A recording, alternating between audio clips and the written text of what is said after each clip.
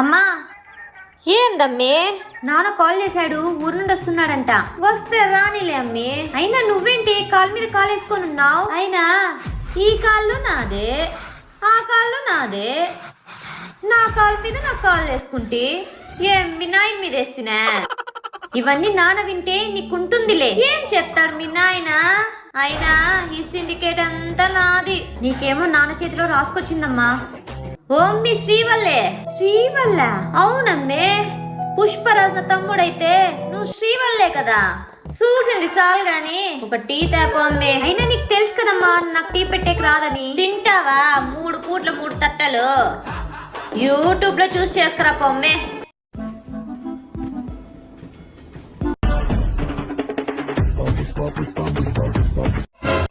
ఒమ్మే clean చేసేయి.